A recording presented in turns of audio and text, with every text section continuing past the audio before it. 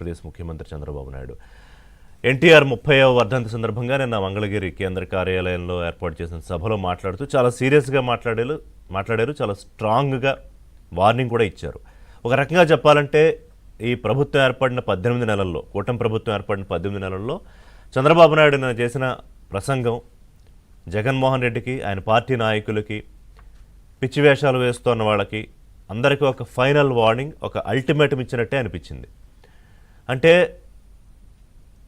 రాజకీయాల ముసుగులో నేరాలు చేసే వాళ్ళకి, అవినీతి సొమ్ముతో మీడియా నడుపుతూ సోషల్ మీడియాలో వ్యక్తిత్వ హననాలు పాల్పడే వాళ్ళకి, ఇష్టం వచ్చినట్టు హత్య రాజకీయాలు, ఫ్యాక్షన్ రాజకీయాలు తిరిగి మళ్ళీ తీసుకొద్దాం అనుకునే వాళ్ళకి, ఏదో వ్యక్తిగత కారణాలతో హత్యలు జరిగితే దాన్ని రాజకీయాలకు ముడిపెట్టే వాళ్ళకి ఇప్పుడే చెప్తున్నా, ఇక్కడ ఉన్నది ఎన్డీఏ ప్రభుత్వం, నేను సిబిఎన్, నా దగ్గర తోక జాడిస్తే ఇక మామూలుగా ఉండదు అన్నారు. బహుశా ఇన్నాళ్ళు అంటే ప్రభుత్వం ఏర్పడడం, ప్రజలు బ్రహ్మాండమైన మద్దతు ఇచ్చి 164 సీట్లతో అప్రతిహతంగా ప్రభుత్వం ఏర్పాటుకు అవకాశం ఇవ్వడంతో ముందుగా ఏంటంటే వాళ్ళకు ఒక భరోసా కల్పించడం, ఇదిగో రాజధాని లేని రాష్ట్రానికి 5 ఏళ్ల పాటు ఎక్కడ రాజధాని అంటే చెప్పుకునే పరిస్థితి ఉందా అని అడిగారు. నిజంగానే లేదు. అప్పుడు ఎవరినైనా అడిగితే ఇప్పుడు తెలంగాణలో ఉన్నవాళ్ళు మీ రాజధాని ఏంటంటే హైదరాబాద్ అని చెప్తారు, చెన్నై అని చెప్తారు తమిళనాడు వాళ్ళు, లేకపోతే మహారాష్ట్ర వాళ్ళు ముంబై అని చెప్తారు. ఆంధ్రప్రదేశ్ రాజధాని ఏంటి అంటే 5 ఏళ్ళు చెప్పుకోవడానికి లేదు. వైజాగ్ చెప్పాలా, అమరావతి చెప్పాలా, కర్నూలు చెప్పాలా, ఇంకోటి చెప్పాలా. సో అక్కడి నుంచి ముందు ఆ అమరావతిని ఒక గాడిని పెట్టాలి, బ్రహ్మాండంగా పనులు ముందుకు తీసుకెళ్ళాలి, విత్ ఇన్ 3 ఇయర్స్ టైం లైన్స్లో ఒక రూపు దానికి ఇవ్వాలి అని. అలాగే పోలవరం 2027 జూన్ నాటికల్లా పోలవరాన్ని పూర్తి చేసి జాతికి అంకితం చేస్తా అని మరోసారి ముఖ్యమంత్రి చెప్పారు. సో వీటి ప్రాతిపదికన ఇవి ప్రయారిటీగా ఎజెండాగా పెట్టుకుని ముందుకెళ్తున్న నేపథ్యంలో కొంత ఈ అల్లరి చిల్లర బ్యాచ్ని చూసి చూడనట్టు వదిలేశారు. కానీ ఈ మధ్య మీరు అబ్జర్వ్ చేస్తే గత నెల 2 నెలల నుంచి బాగానే తాడు తీస్తున్నారు. అంటే సొంత పార్టీ నాయకులు ఏదన్నా స్కాముల్లో ఇరుక్కున్నా, లేదా ఓవర్ యాక్షన్ చేస్తూ ఫేస్బుక్లోనో ఇంకో సోషల్ మీడియాలోనో ఏదన్నా వాగినా వెంటనే తీసుకెళ్ళి అరెస్ట్ చేయమని ఆదేశాలు ఇచ్చారు. మరి అలాంటప్పుడు వైఎస్ఆర్సీపీ పార్టీలు కాదు, ఇక్కడ రాష్ట్రంలో ప్రధాన ఎజెండా అభివృద్ధికి ఎవరన్నా అడ్డుపడితే, లా అండ్ ఆర్డర్ని ఎవరన్నా డిస్టర్బ్ చేస్తే, మహిళల మీద పిచ్చి పిచ్చి వేషాలు వేస్తే వాళ్ళందరికీ తగిన శాస్తి జరుగుతుంది. ఇది చంద్రబాబు నాయుడు చాలా స్పష్టంగా నిన్న అల్టిమేటం ఇచ్చింది కూడా. వాళ్ళ అమరావతి విషయంలో శ్మశానం అని, ఎడారని, 3 రాజధానులని 3 ముక్కలు ఆటాడి ఇప్పుడు ఏమంటాడు ఆయన, ఎక్కడ కూర్చుంటే అక్కడే, అంటే ఇడుపులపాయలో కూర్చుంటే ఇడుపులపాయ, బెంగళూరులో కూర్చుంటే బెంగళూరు రాజధాని అంటావా అని అడిగారు. ఇప్పటికీ ఈ రోజుకి ఆయన విషయం కక్కుతున్నారు జగన్మోహన్ రెడ్డి అమరావతి మీద. సుప్రీంకోర్టు ఇన్వాల్వ్ కావాలట.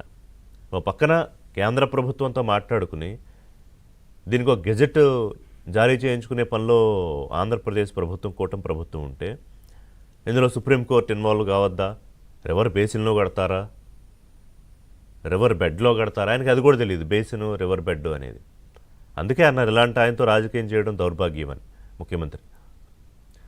But see it's never A comparison. Chandrababu నాయుడికి జగన్మోహన్ రెడ్డికి కంపారిజన్ లేదు. ఆ మాటకు వస్తే అసలు లోకేష్కి జగన్మోహన్ రెడ్డి కంపారిజన్ ఉందా అంటే కూడా ఏదో ఆయన మాజీ ముఖ్యమంత్రిగా చేశాడు కాబట్టి అనాలి తప్ప, ఇవాళ లోకేష్ రాష్ట్రం అభివృద్ధి కోసం తండ్రి వెనకాల అవసరమైతే ఐటీ ఇతర రంగాల్లో ఒక అడుగు ముందుకే వేస్తూ పెట్టుబడులకు తీసుకురావడంలో, ఇప్పుడు గూగుల్ లాంటి ఒక కంపెనీ, లేకపోతే భోగాపురం ఎయిర్పోర్టు ఓపెనింగ్, ఇవన్నీ జరుగుతూ ఉంటే క్రెడిట్ నాకు కావాలంటాడు జగన్మోహన్ రెడ్డి. అందుకే నిన్న సీఎం ఏమన్నారు, ఎస్ నీ క్రెడిట్ తీసుకో, ల్యాండ్, శాండ్, వైను, మైను, గంజాయి, డ్రగ్స్, ఇక్కడ అంతా నీకే క్రెడిట్, ఎందుకంటే ఈ మాఫియాకి డాన్ నువ్వే కాబట్టి అని. ఏ ఆస్పెక్ట్ వదలలేదు నిన్న.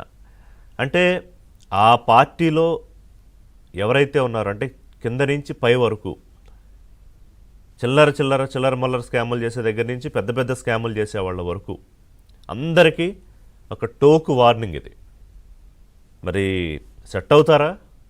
I have my own doubts. ఎందుకంటే ఇంతకుముందు కూడా చెప్పారు చంద్రబాబు నాయుడు, కాకపోతే ఈసారి కొంచెం టోన్ పెంచారు, ఆ ఇంటెన్సిటీ పెంచారు. ఇక నుంచి మీ ఆటలు సాగనివ్వమని. మరి దాన్ని అర్థం చేసుకుంటారా, లేకపోతే ఇంకా రెచ్చిపోతారా? ఎందుకంటే ఇప్పుడు నిన్న మంత్రి అనగానే సత్యప్రసాద్ కూడా మాట్లాడుతూ మేము సహించం మీ రప్పాలు, బలులు, రక్తదానాలు, బహిరంగంగానే జంతువులు ఇది చేయడం, కత్తులతో తిరగడము అన్నారు. కానీ గతంలో కూడా చెప్పారు, కానీ వాళ్ళు ఆపట్లేదుగా. ఆయన 2-3 నెలలకోసారి వస్తారు, ఒక వైవా ఎగ్జామినేషన్ ప్రిపేర్ అయ్యి ఆ పేపర్లు పట్టుకుంటారు, లేనిపోని అబాండాలు, అబద్ధాలు, అవాస్తవాలు అన్నీ మాట్లాడేస్తారు, వెళ్ళిపోతారు. దాని మీద చర్చలు, దాన్ని కాదని చెప్పుకోవడాలు ఇవి పని అయిపోయింది ప్రభుత్వానికి, మీడియాకి. బట్ ఎక్కడొక్కడైతే దీనికి ఒక ఫుల్ స్టాప్ పడుతుంది. ప్రస్తుతానికి ఒక కామా ఉన్నా కూడా ఒకటి చంద్రబాబు నాయుడు చెప్పింది ఏంటంటే ఒక ఫేక్ పార్టీ అని ప్రజలకు అర్థమైంది. ఆయన చెప్పే మాటలన్నీ ఫేక్ అని అర్థమయ్యాయి కాబట్టే నీరాజనం పట్టారు కూటమి ప్రభుత్వానికి, ముఖ్యమంత్రిగా చంద్రబాబు నాయుడికి. ఇవాళ పెట్టుబడుల కోసం తిరగని దేశం ఉందా? ఈ ప్రస్తుతానికి దావోస్లో ఉన్నారు, కొద్దిసేపట్లోనే జ్యూరిక్కి రీచ్ అవుతున్నారు. అంటే అక్కడ ఆల్రెడీ ఉన్న వాళ్ళతో మాట్లాడిన వాళ్ళు అక్కడికి వస్తారు, ఇంకా కొత్త వాళ్ళని మా రాష్ట్రంలో ఇదిగో ఈ అవకాశాలు ఉన్నాయి, ఇన్ని వనరులు ఉన్నాయి, మీరు పెట్టుబడి పెట్టండి, ఇదిగో గూగుల్ వచ్చింది, ఇంకో కంపెనీ వచ్చింది, లేకపోతే ఇంకో కంపెనీ వచ్చింది అని చెప్పుకొని ఆ పెట్టుబడులు ఇక్కడ తెచ్చుకొని రాష్ట్రానికి అభివృద్ధి చేసుకుని ఉద్యోగాలు తెచ్చుకుని, అది బాధ్యత కదా ముఖ్యమంత్రిది.